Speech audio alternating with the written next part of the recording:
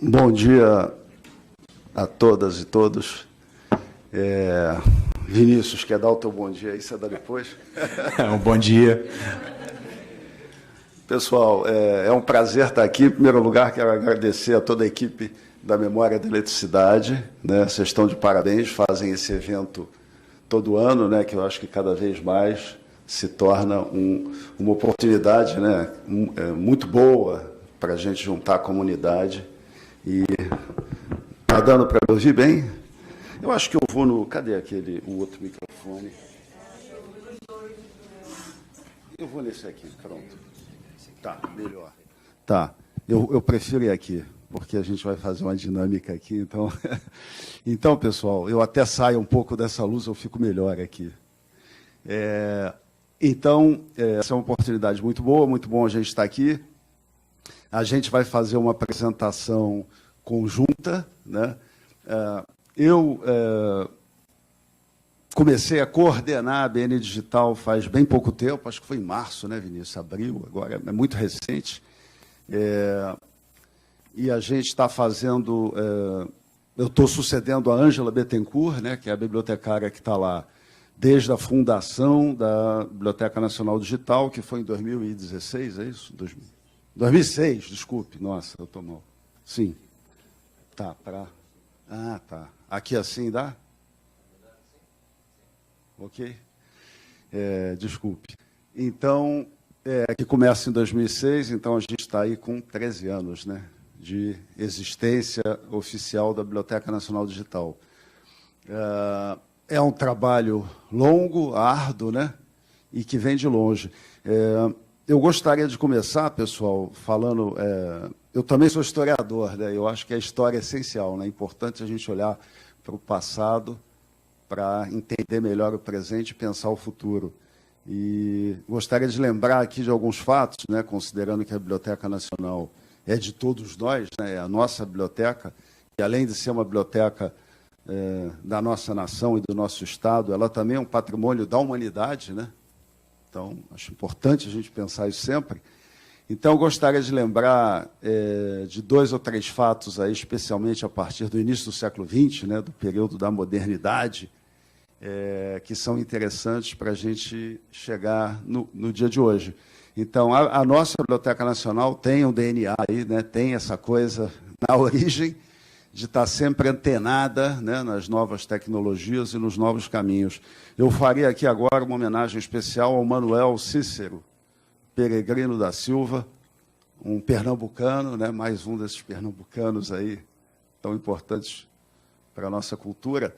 Ele dirigiu a biblioteca entre 1900 e 1924, se eu não me engano. E de 25 a 30, de 25 a 1900 a 1900, é isso, 24. E de 25 a 30 ele foi reitor da UFRJ, tá? Só para lembrar, assim, ele teve muitas funções importantes. Então, entre 20 e 24, Manuel Cícero fez muita coisa importante. Por exemplo, em 1907, ele conseguiu promulgar um decreto do depósito legal, importantíssimo na história do depósito legal na biblioteca, né, que depois vai ter uma outra regulamentação importante em 1930. Enfim, isso é uma outra história. Ele se envolveu completamente na construção da nova sede da biblioteca, onde a gente está até hoje. Ainda não partimos para nossas instalações do século XXI, mas estamos nas instalações do século XX, que, à época da inauguração, em 1910, era um edifício absolutamente high-tech, né, antenado, assim, todas as tecnologias da época, o que havia de mais incrível, mais moderno no mundo. A gente tinha tudo isso na nossa Biblioteca Nacional. E um outro dado importante, eu vou pegar aqui as minhas anotações, porque eu acho que, só para eu lembrar, em 1915, né, quando se inaugurou o ensino da biblioteconomia na América Latina, né, o primeiro curso de biblioteconomia foi fundado na Biblioteca Nacional, né, e também eu gosto de lembrar que ele introduziu muitas ideias e conceitos, né, como, por exemplo, o catálogo coletivo das bibliotecas da cidade. Imaginem, isso era uma novidade, né?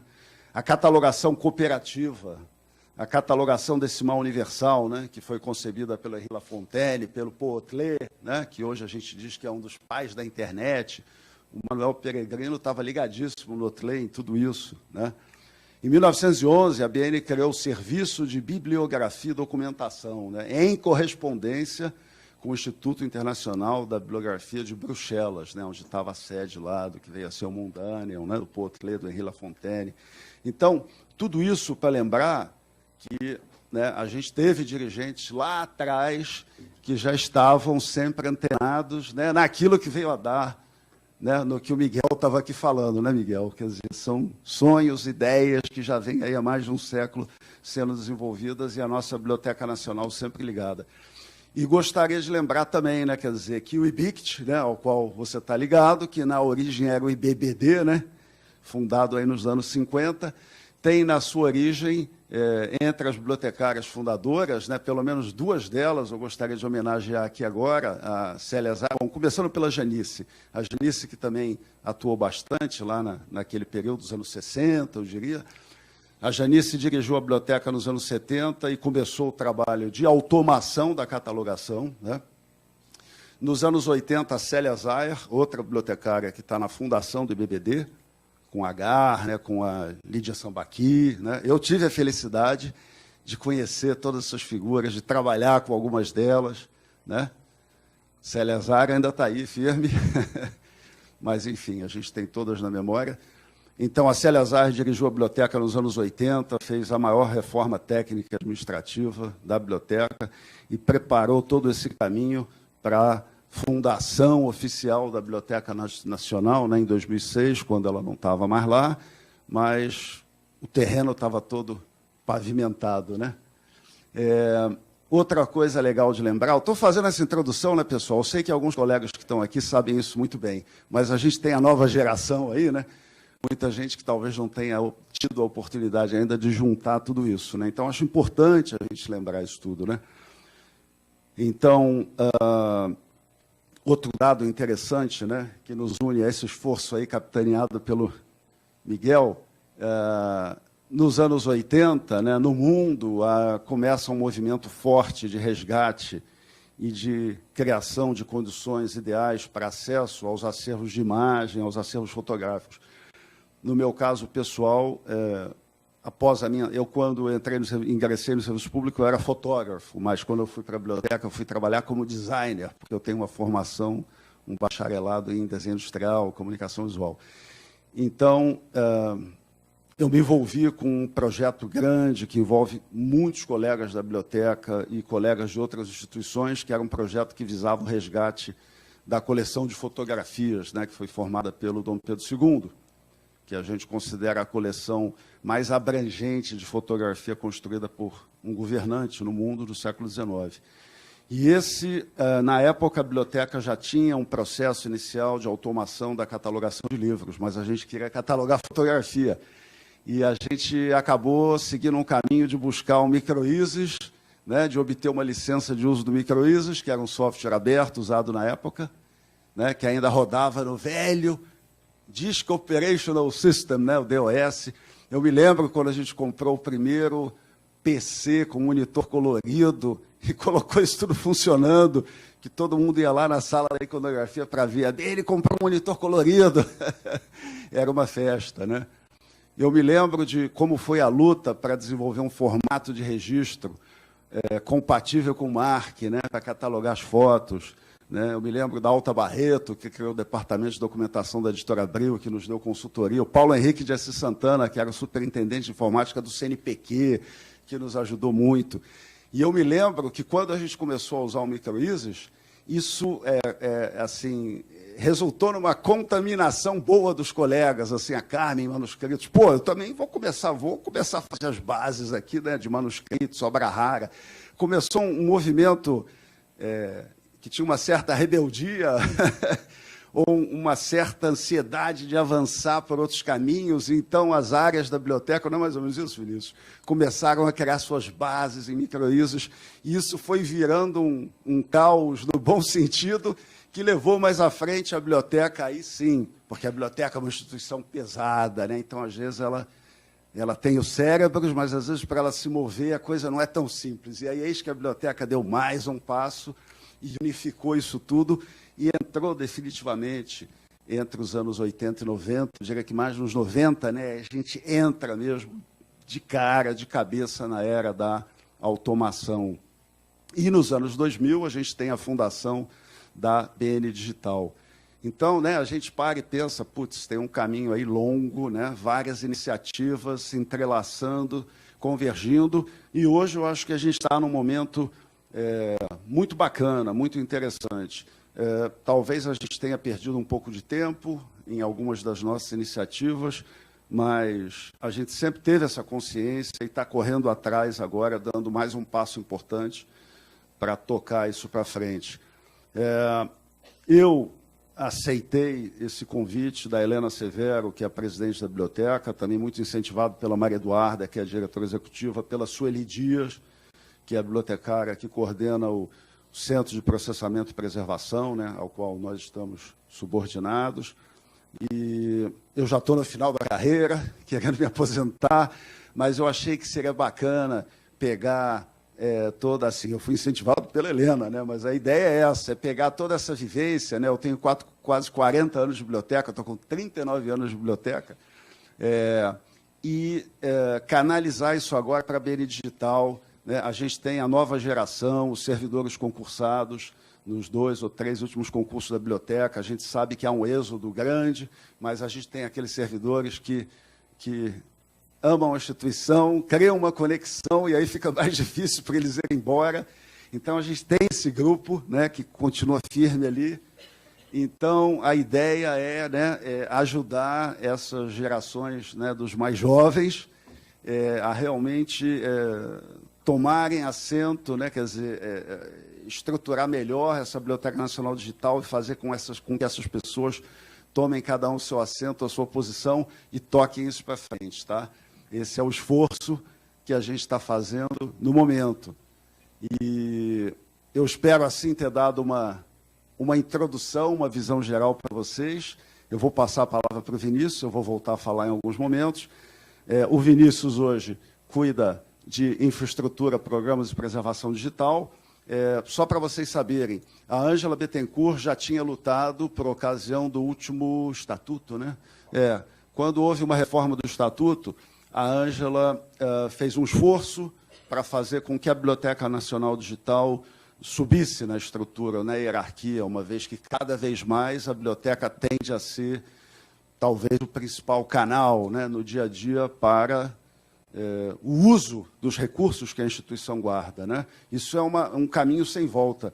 Eu me lembro, eu fui bolsista do governo francês em 2005, trabalhei no Departamento de Estampas e da Fotografia da BN da França, colaborei lá numa exposição e estava fazendo uma pesquisa, meu doutorado na época, e eu me lembro que o presidente e a diretora de coleções me convidaram algumas vezes para reuniões do que seria o colegiado, né, para eu ter a oportunidade de vivenciar as grandes discussões. E eu me lembro que uma das discussões, isso em 2005, era como que a gente justifica, né, para os nossos superiores hierárquicos, na época a BN estava subordinada ao Ministério da Comunicação e da Cultura, lá também, né, às vezes a BN muda, o Ministério muda, como aqui. E como justificar para eles que o número de usuários que comparecem às nossas salas de consulta cai vertiginosamente e que, ainda assim, a gente precisa cada vez de mais recursos para dar conta desse patrimônio, né? Isso era uma grande discussão. Ninguém mais vem à biblioteca. Todo mundo agora, né, só consulta via web, faz os pedidos de reprodução. E aí? O que vai acontecer com essa estrutura? Essa discussão, claro, permanece. Na BN, a gente sente isso, né, como o comparecimento cai vertiginosamente, como cada vez mais a biblioteca digital é o caminho. Então, a gente está nesse grande desafio aí de tocar isso à frente. Então, a gente está usando essas ideias, como eu dizia, desse projeto que foi capitaneado pela Ângela, e tentando colocar, mesmo que a BN continue no mesmo nível hierárquico em que ela está desde o início, a gente está lutando para fazer essa nova estrutura valer. Então, há um esforço para reconhecer áreas, né, delimitar áreas específicas e as interações e preparar essa estrutura mesmo para que, no momento, isso tudo se torne oficial. Então, por exemplo, a área do Vinícius é essa, e ao longo da fala aí ele vai mostrar para vocês o que seria a estrutura. Tá? Eu vou passar a palavra para ele. Vamos lá. Obrigado, Joaquim. É muito necessária essa introdução, acho que é importante, né? Quando a gente fala de preservação digital, a gente fala, na verdade, de uma multiplicidade de ações, de uma multiplicidade de possibilidades de abordagem. Essa é uma, a preservação dessa memória institucional, que às vezes é coletiva, muitas vezes é coletiva, e que está muito na cabeça dos servidores, né? De quem está ali militando ao longo do tempo. E como é que a gente faz para coletar, registrar e preservar isso? Isso é uma questão que a gente, cada vez mais, né, nesse cenário nosso, muitos servidores se aposentando, a gente tem essa preocupação, né, dessa perda de continuidade, dessa perda de um know-how, de um conhecimento acumulado coletivo. Mas, enfim, esse não é esse ponto específico não é o enfoque aqui da nossa apresentação. Só para registrar, a gente vai tratar, como eu falei, a preservação digital é um tema muito envolvente, que pode suscitar várias questões. A gente aqui, metodologicamente, vai fazer um recorte no acervo histórico sob guarda da Biblioteca Nacional, que sofreu uma transformação do analógico para o digital. Quais são as estratégias que nós usamos desde o início do programa e que usamos agora, e o que a gente projeta para o futuro como um desejo e um caminho para a gente chegar num cenário ideal para esse momento. Lembrando que esse ambiente é um ambiente de constante mudança e evolução, então a gente tem sempre que estar preparado para evoluir. Então, aqui esse primeiro trecho seria um contexto e a preservação como missão. Desde sempre, a Biblioteca Nacional, como as bibliotecas nacionais, tem como missão estatutária preservar e dar acesso ao patrimônio bibliográfico e documental brasileiro. Isso estava lá no primeiro Estatuto da Real Biblioteca, de 1821, onde lá no artigo 10, ele estabelece que, sendo a principal obrigação do prefeito da Real Biblioteca e mais empregados, a sua conservação, a sua preservação. E aí, como é que a gente... E aqui esse artigo tem um dado interessante, como as nossas estratégias de preservação têm sempre que estar alinhadas aos riscos daquele momento e daquele objeto específico. Então, naquele momento, uma biblioteca de papel no centro do Rio de Janeiro, qual era o principal problema, o principal risco que se apresentava? Incêndio. A gente vê que até hoje também temos esse problema. Então, lá no final, ele diz e que por nenhum acidente de fogo se perca ou arrisque a Real Biblioteca, não consentirá o prefeito e o Império, né, que na imediação da Real Biblioteca se ponha oficina que se arrisque a causar incêndio. Então, isso estava lá no primeiro Estatuto da Real Biblioteca de 1821, depois que ela se estabeleceu aqui no Rio.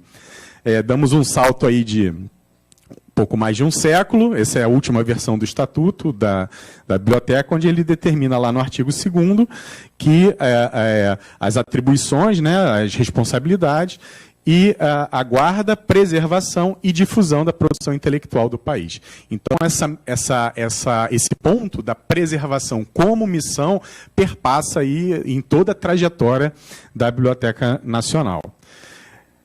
Isso nos traz aqui a gênese, né, ao início das ações de digitalização na biblioteca. É um processo, como o Joaquim falou, que não se iniciou na compra do nosso primeiro scanner, na transformação do analógico para o digital do primeiro documento, que foi feito lá em 98 ou 99, num scanner de mesa, uma fase bem embrionária. Então, aqui metodologicamente, eu dividi em 3 fases, né? Seria essa primeira fase do processo, que eu chamei de acesso e preservação, porque nesse momento o foco do trabalho, o foco o objetivo da digitalização não era a preservação, era o acesso. Era cumprir a missão institucional de uma biblioteca nacional se transformar nacional, digitalizar para disseminar o conteúdo. A preservação era uma questão acessória. A gente tinha o backup do material digitalizado, mas sem uma estruturação muito definida. A gente fazia o backup lá em DVD, eu vou mostrar depois. Enfim, só para a gente ter uma cópia disso, mas a preservação não era o foco dessa atividade. Mas ela foi interessante, eu não sei se vocês vão conseguir ler, se o texto está muito pequeno. Essa primeira fase ela foi importante porque ela possibilitou que a gente acumulasse conhecimento, a gente experimentasse formas e começasse a tomar gosto e tomar pé de todo o processo de transformação analógico-digital. Então, a gente errou muito, acertou bastante e começou esse processo dentro da biblioteca. Então, se começou como a gente está dentro de uma biblioteca nacional, que é a Agência Bibliográfica Nacional, começamos a desenvolver, estudar normas e padrões internacionais para a gestão da informação dos acervos digitais e tentando implementar esse modelo adaptado à realidade da ABN.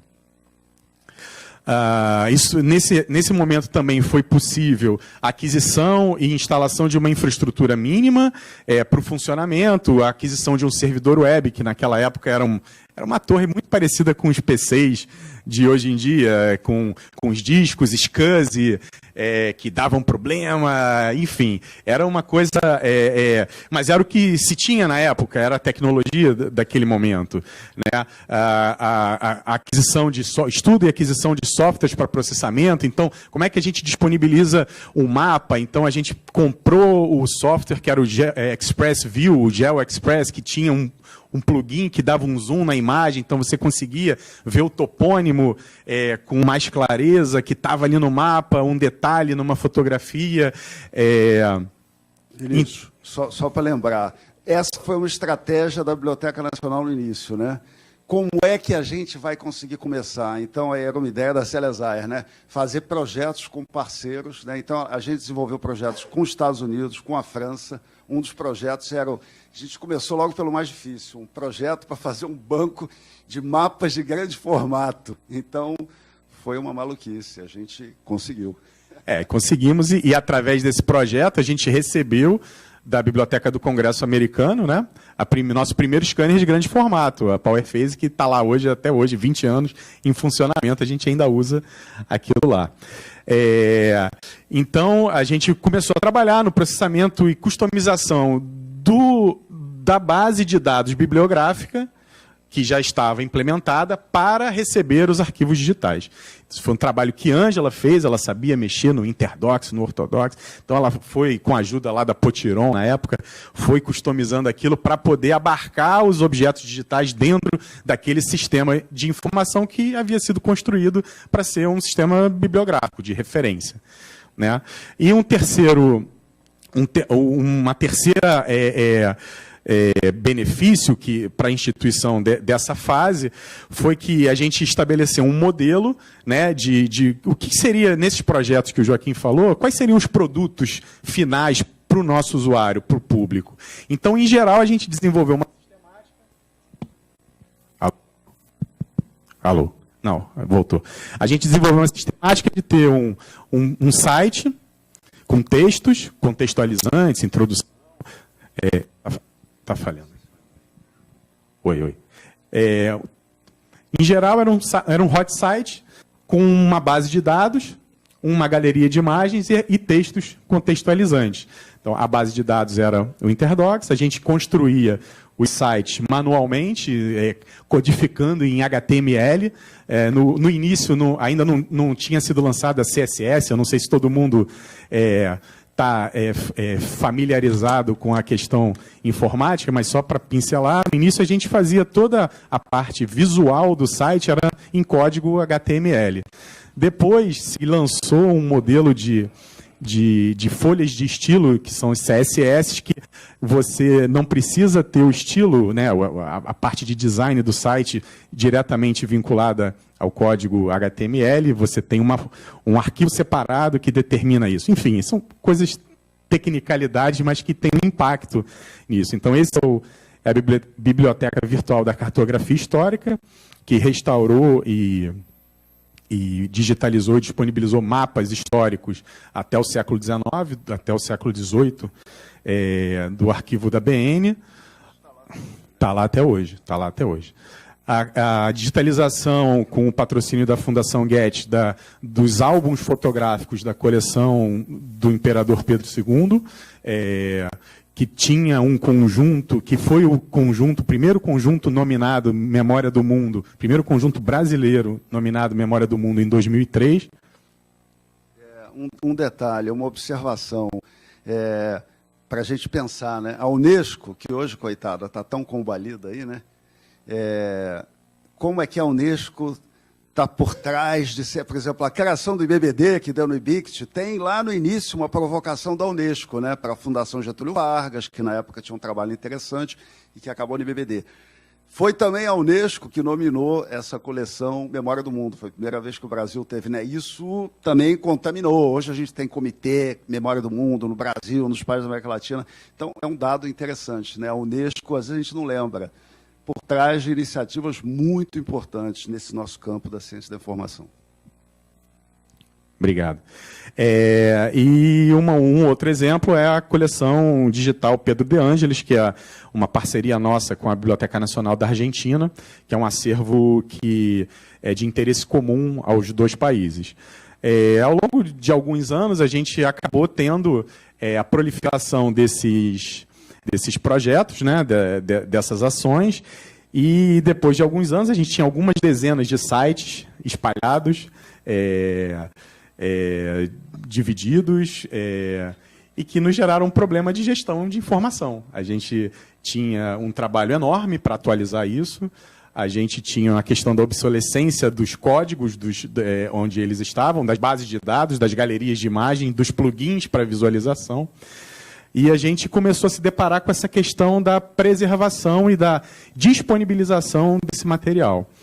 Então, a gente, ao longo desses anos, com o acúmulo de experiência nesses projetos e antenado no que estava acontecendo no mundo, a gente fez uma primeira reforma da nossa estrutura de material digital, de produtos digitais, né, enfim, para dar conta de melhorar os nossos serviços e melhorar, no fundo, a nossa vida diária, que era um apagar de incêndio. Aí parou de funcionar, o negócio tem o TF8, não está funcionando, está dando dia crítico, problema danado. Então, a gente começa a trabalhar no que eu nominei de uma segunda fase, que foi uma fase de estruturação. Então, nesse momento, ali em 2011...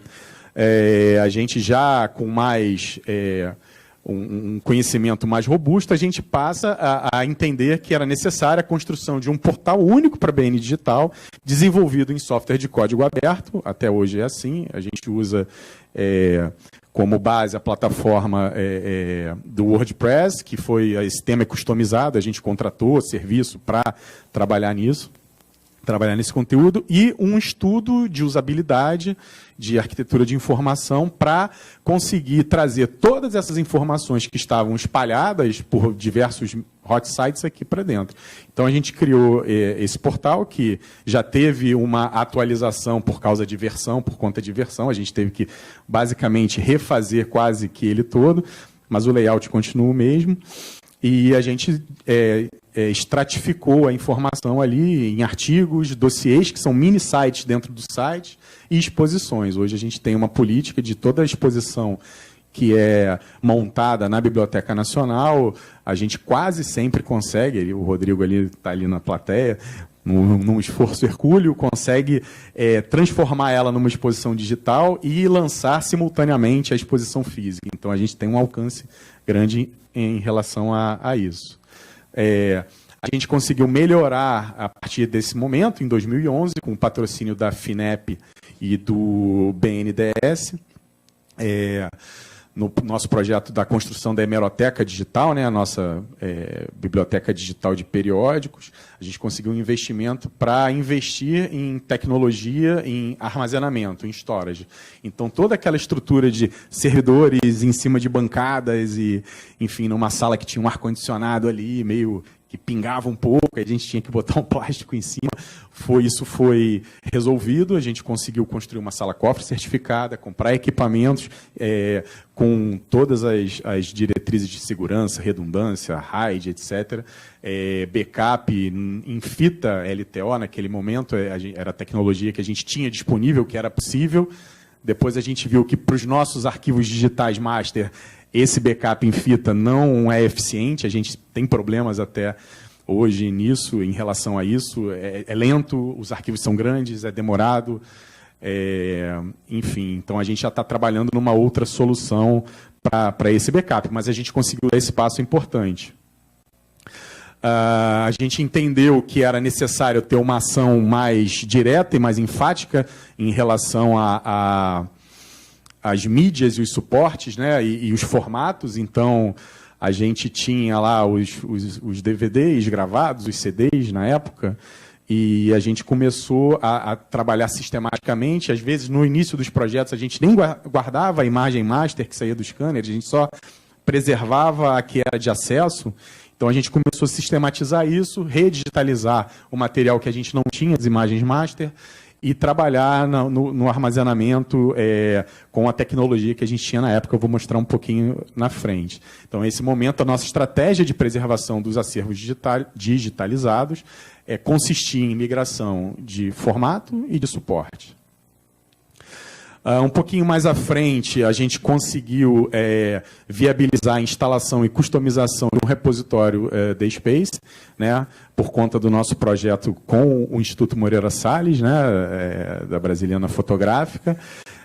A gente conseguiu, finalmente, era uma coisa que a gente lutava há alguns anos e não tinha tido sucesso.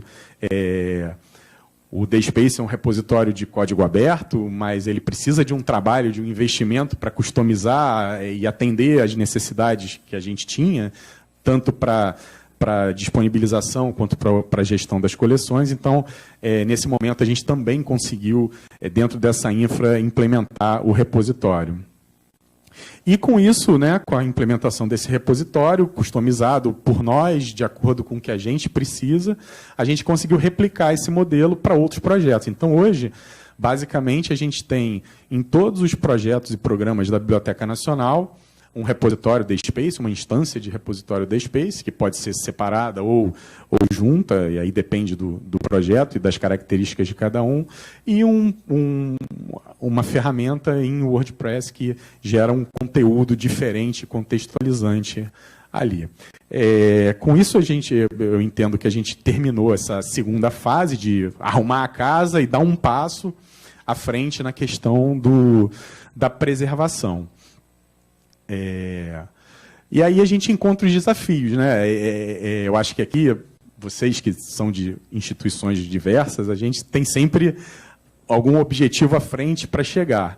Então, a partir dessa consolidação, né, que a gente fez, a gente começou a pensar, e agora? E a partir de agora?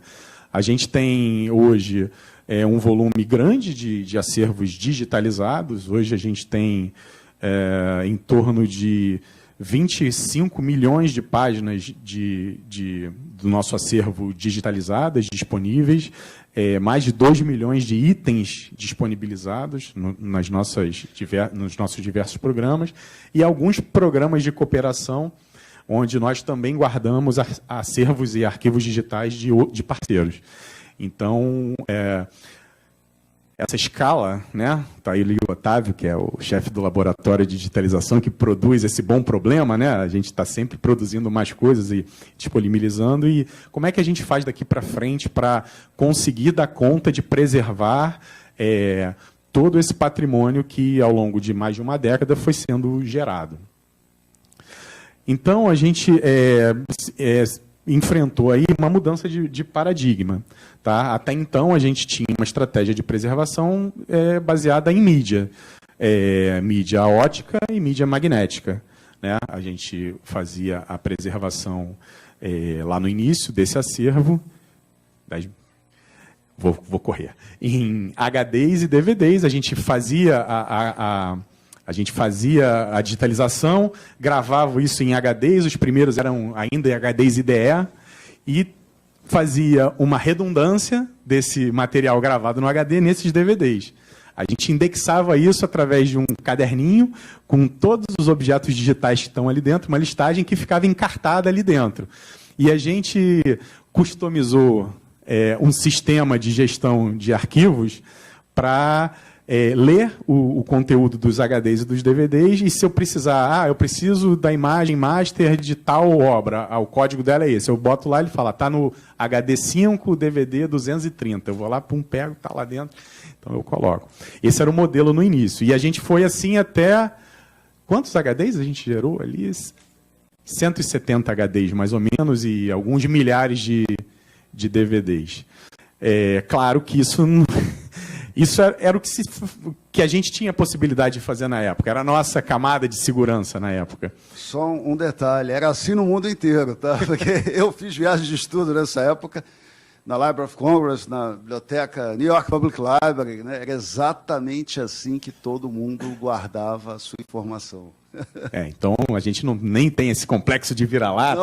Não tenhamos, por favor. A gente estava ali par e passo com o que estava acontecendo no mundo. Mas, claro, que esse modelo não é sustentável.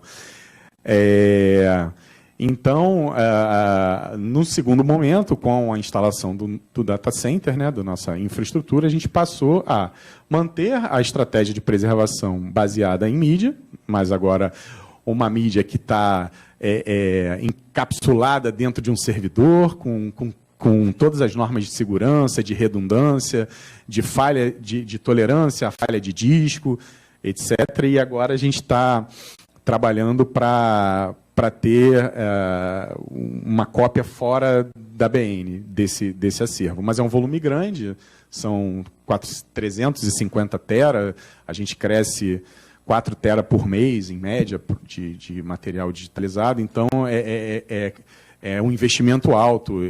A gente está pensando em modelos para trabalhar isso. Tá?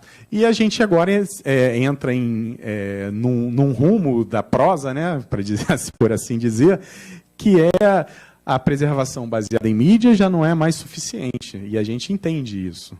Né? Em alguns casos, é necessário que a gente tenha a adoção de softwares e sistemas para fazer a gestão dessa preservação.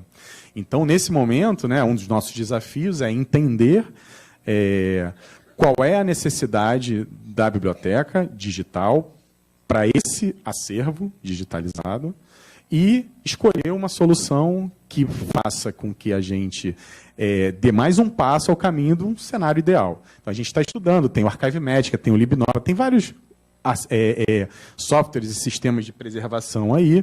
A gente tem esses documentos, eles têm características singulares, que não são exatamente as características de um documento arquivístico, mas a gente entende que alguns desses softwares têm recursos interessantes para a gente. Por exemplo, o Archivemética tem aquele monitoramento de formato, de obsolescência de formato, onde ele vê qual formato, se você tem arquivos em PDF-A e o PDF-A está para cair como um formato válido, ele te avisa, ele faz a gestão disso, ele faz a alteração do formato, enfim, automaticamente. Para grandes volumes de dados, isso é interessante. A gente tem outras aplicações dentro da Biblioteca Nacional. A gente tem a nossa documentação arquivística, que precisa ser preservada. A gente tem que enfrentar a questão do depósito legal de obras eletrônicas, que tem uma característica e um cunho também arquivístico, porque ali eu preciso garantir cadeia de custódia, integridade, autenticidade e auditoria desses arquivos. Então, assim, a gente hoje já está olhando para a Biblioteca Nacional de um ponto de vista um pouquinho mais alto. Olhando não só para o acervo histórico, que foi transformado de analógico para digital, mas também para toda a produção intelectual e administrativa da biblioteca, para tentar construir um sistema único ou um menor número possível de sistemas, que deem conta de resolver todas as nossas questões. Então, esse é um ponto que a gente precisa avançar. Vinícius, bom, já falando de perspectiva, só para lembrar aqui. Não, está ótimo. Eu diria que, nesse momento, né, a gente está começando, né, Vinícius, um esforço, Otávio e todos nós, um esforço de integração, né, nesse âmbito maior do Centro de Processamento e Preservação e com vistas especificamente à divisão do depósito legal. A gente está preparando, eu diria, né, a nossa infraestrutura, a gente já resolveu a questão do storage, agora está visando a questão do backup, para poder efetivamente implantar um sistema de depósito legal de publicação eletrônica, né? É uma coisa na qual a biblioteca está um pouquinho atrasada, mas está correndo para recuperar o tempo perdido. Então, a gente tem essa meta, quem sabe, para o ano que vem, já implantar um sistema mesmo de depósito legal de publicação eletrônica. E, no momento, a gente também está vivenciando, né, uma outra experiência, o Otávio ali também, a gente deve receber ainda, eu creio que esse ano, entre esse ano, final de ano e início do ano que vem, a primeira grande doação de um acervo fotográfico nato digital. Né? A gente tem coleções importantes de fotografia, não apenas a do Imperador, a do Alair Gomes e outras, e o João Roberto Ripper, que é o nosso grande fotógrafo humanista no Brasil, tomou essa decisão de doar o acervo dele para a biblioteca. Essa proposta foi submetida à comissão de aquisição, foi aprovada. Isso é um processo que já vem há uns 2 anos, né? E a gente resolveu encarar o desafio começando pelo que mais preocupa. É curioso, né? Ele tem 150 mil negativos de 30 anos de vida. Isso está numa situação preocupante, mas está sob controle. Agora, ele tem, quantos? 30 teras? São 20 teras de 20 fotografia. 20 teras de acervo digital, não sei quantos HDs que ele não consegue mais abrir. Né? Então, a gente falou, vamos começar por aí. E como a gente estava tendo dificuldade de conseguir recursos, né, ele fez um crowdfunding, talvez algumas pessoas tenham acompanhado, conseguiu os recursos, já está trabalhando na extração dos dados para já entregar a biblioteca. Aí a gente está discutindo arranjo, bababá, como nominar os arquivos. E isso já vai chegar na biblioteca, né, espero eu, e Otávio, né, em mínimas condições. E isso tem uma nova questão, um novo paradigma aí também, que é até aqui, tudo que chegava de doação de acervo ABN ia para o que é hoje o CCSL, Centro de Coleções e Serviço aos Leitores.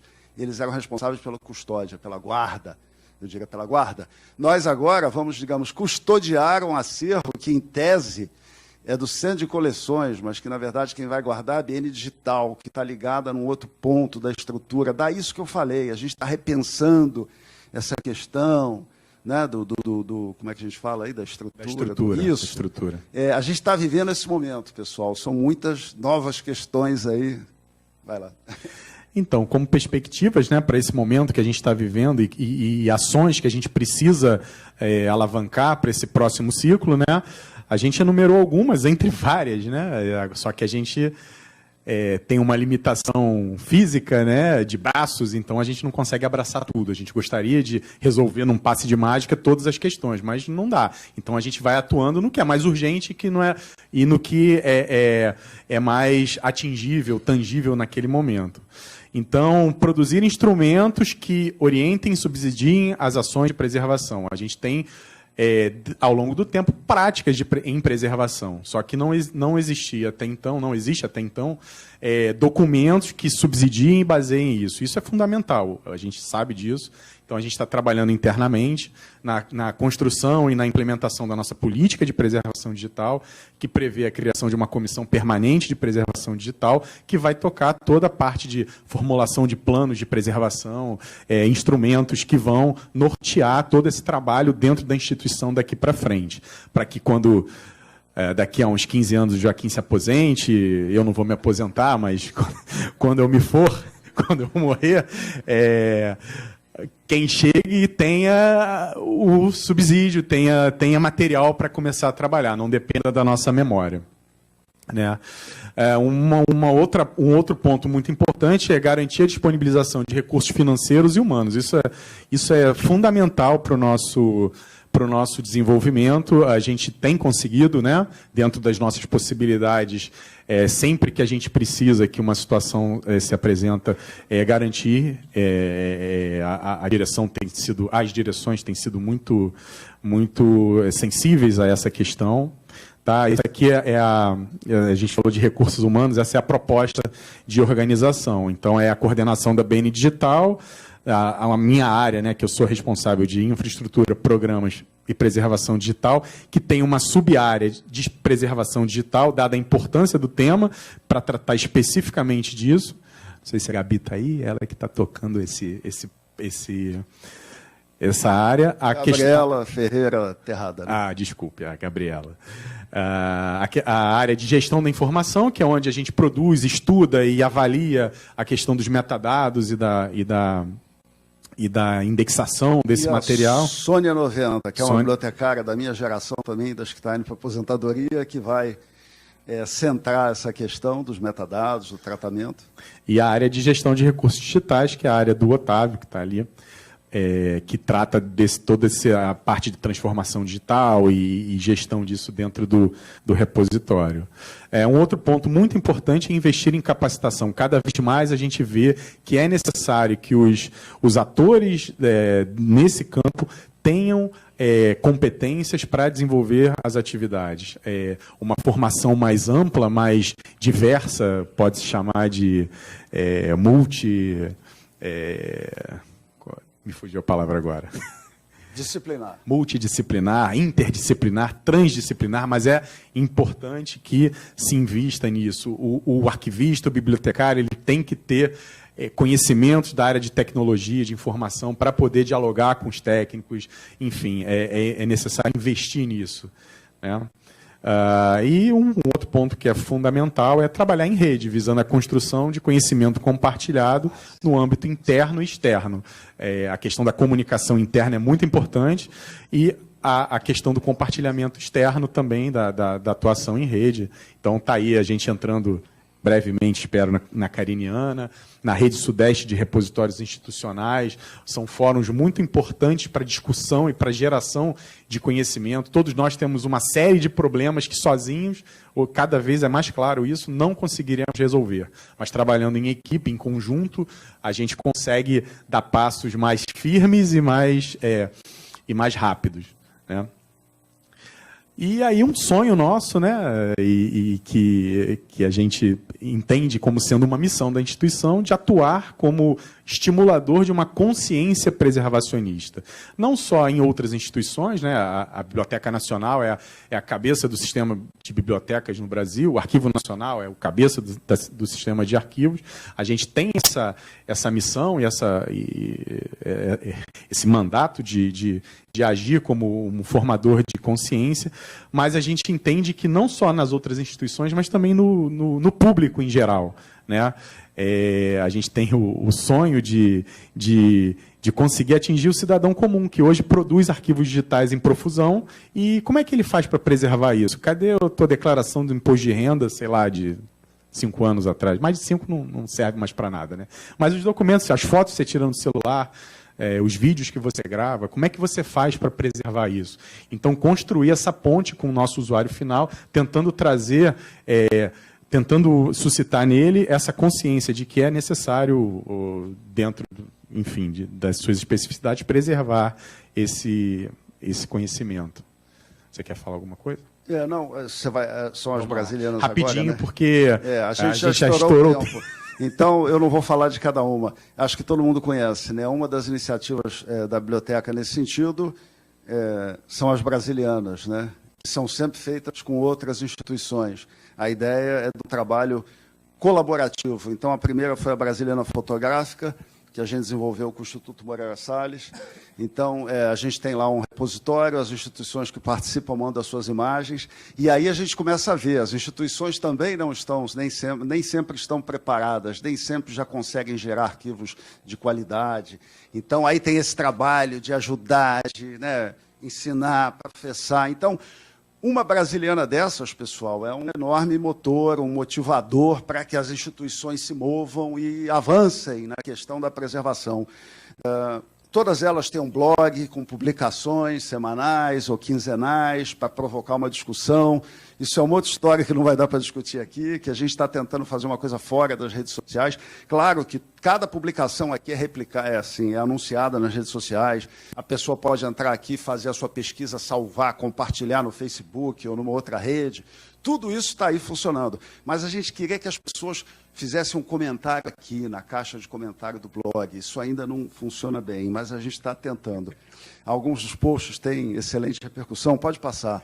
E ali preservação. Isso aí. Fala. Não, então, é que na Brasiliana Fotográfica, foi a primeira que a gente lançou, a gente teve a preocupação de colocar lá no menu uma área de preservação digital, que está um pouco parada, né? Ainda mas a não, gente não decolou, Então, mas a gente convida especialistas, o Milar que falou ontem aqui, ele já escreveu lá em novembro do ano passado, a Fotofilhas, tem um artigo dele lá, muito bacana. Então a gente quis aproveitar esse portal para Então, a Brasiliana Iconográfica, que nasceu um pouco desse desejo num outro extrato de material, né? Essa também já está publicada, já tá em funcionamento. E duas que estão já em fase para serem lançadas, que é a Brasiliana da Literatura para Crianças e Jovens, que a partir desse ano do domínio público da obra de Lobato, teve uma exposição muito interessante na BN, e a gente decidiu fazer esse recorte da literatura para crianças e jovens. É um campo onde o Brasil é muito ativo, é muito proeminente no cenário internacional. Então está para sair agora, em final de outubro, está para sair a Brasiliana Cartográfica, que vai sair no início do ano que vem, vai ser publicada, vai ser lançada, com material cartográfico. A gente pretende ter georreferenciamento, outras funcionalidades ali. Não botei o slide, mas a Brasiliana Musical, que está ainda numa etapa um pouquinho anterior, que a Rosana está ali, a digitalização de partituras para uso de músicos, né, e para disseminação dessa cultura musical, e para tentar dar jogar nova luz sobre autores que não são muito conhecidos, né? É um projeto super interessante. Enfim, é isso. A ideia aqui era traçar esse painel, esse panorama para vocês. Queria fazer aqui uma menção às fotografias atuais da BN, da obra de restauro, que são belíssimas, que são do Marcos Guzmão, geraram um catálogo muito bonito e uma exposição também, desse cuidado de preservação que a gente teve com o nosso patrimônio edificado. Isso também é importante falar. A biblioteca está linda, o prédio está muito lindo. Se vocês não estiveram lá ainda há pouco tempo, por favor, venham. E a outra parte, as fotografias históricas, foram digitalizadas lá no nosso laboratório. Então, queria agradecer, peço desculpas pelo avançar do tempo, e vamos ver se a gente tem tempo para perguntas.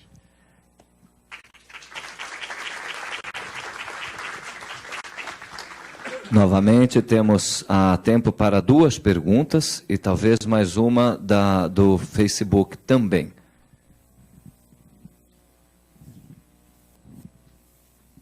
Eu tenho muitas questões, mas depois nós vamos conversar. Mas primeiro eu quero dar os parabéns para vocês, viu, Marçal? Quer dizer, você ter feito no início essa homenagem aos bibliotecários lá de trás, foi o primeiro reitor da UFRJ, não foi? Quer dizer, foi muito interessante, muito bom. Parabéns para vocês dois. Quer dizer, um pouco de vocês terem também colocado os desafios de vocês, os problemas que vocês estão tendo em relação à estrutura organizacional que vocês montaram, tudo a ver com os problemas que nós estamos tendo aqui. Vocês vão nos ajudar muito, porque queremos conversar com vocês. Obrigado.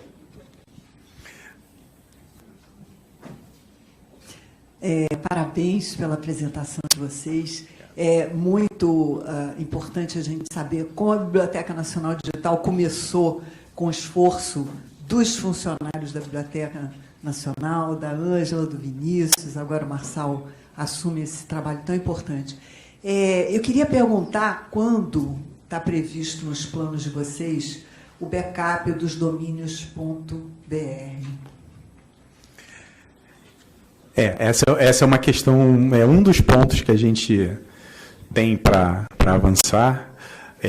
A gente já conversou até com o Miguel sobre isso na terça-feira e vai entrar numa das nossas pautas da nossa parceria com a Cariniana.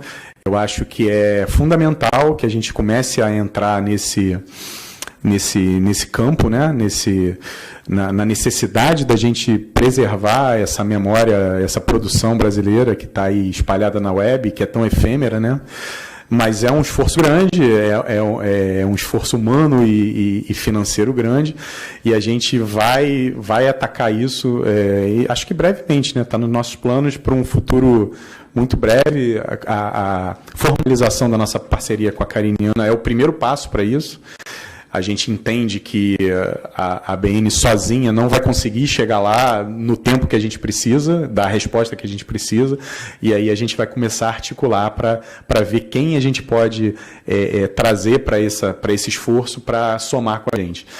Eu não tenho um prazo para dar, mas isso está no nosso radar, está no nosso planejamento, e em breve a gente vai começar a atuar em cima desse assunto.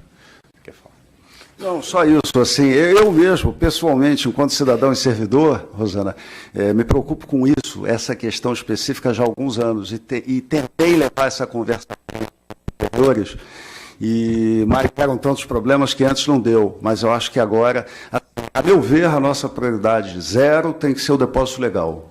Não dá para fazer tudo ao mesmo tempo. Mas eu diria que a seria pensar nessa questão. Oi, Paula do Museu Nacional. Quando vocês falaram do The Space, vocês falaram também de gestão de coleções. E aí eu queria saber um pouquinho mais sobre o The Space e a relação que ele pode ter ou não com a gestão das coleções. Então, a gestão de coleções no The Space, ela é pouco desenvolvida ainda, né? Então, na ABN, a gente optou, desde o início, a trabalhar com o The Space como um repositório integrado ao nosso repositório da casa, né? Que na verdade é o nosso sistema de gestão de coleções, que a gente usa o Sofia. O Sofia também tem um módulo de repositório, e a gente, via protocolo OAI-PMH, a gente interopera esses dois repositórios. Então, como é que a gente trabalha o nosso fluxo, né? Como a biblioteca usa o Sofia para a gestão das coleções bibliográficas e documentais, né? A gestão geral da casa, a gente tem um módulo de entrada, também do Sofia, da BN Digital. A gente entra com os dados ali, eles são dois módulos separados. A gente faz toda a gestão ali, a questão de normatização, de normalização das tabelas, aquelas coisas. Eu sou historiador, tá? Eu sei pouquinho assim de biblioteconomia, mas porque ele foi feito para isso. O The Space hoje, que eu conheça, não tem integrado um módulo para gestão das coleções dessa maneira.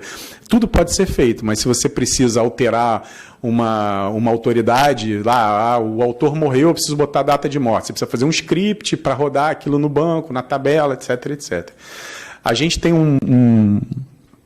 uma relação bastante interessante com uma empresa que fornece serviços para a The Space aqui, e a gente tem estudado formas de criar um módulo de gestão de coleções integrado ao The Space. E a gente ainda está na discussão se vale a pena a gente desenvolver uma coisa nova ou estudar módulos de gestão que já existam no mercado de código aberto, que sejam integrados ali. A gente ainda está nesse campo. O The Space agora teve uma fusão com uma empresa que se chama LiraSys, que tem várias outras soluções para a gestão de bibliotecas e de acervos, e a gente está esperando para ver como isso vai se dar e se a LiraSys vai fornecer algum tipo de solução para a gestão desse material dentro do The Space. Então, a gente tinha avançado um pouco nessa questão de desenvolver uma coisa própria, mas aí a gente resolveu esperar um pouquinho e ver o que vai acontecer, porque não dá para ficar toda hora inventando a roda. Vamos ver qual é o cenário. Mais à frente a gente decide mais embasadamente. Tá? Respondi? Nós agradecemos, então, infelizmente não há mais tempo para perguntas. Eu peço que enviem para eventos@memoriadaeletricidade.com.br, que a equipe responderá, então, e encaminhará para eles. Agradeço mais uma vez a participação de vocês, obrigado.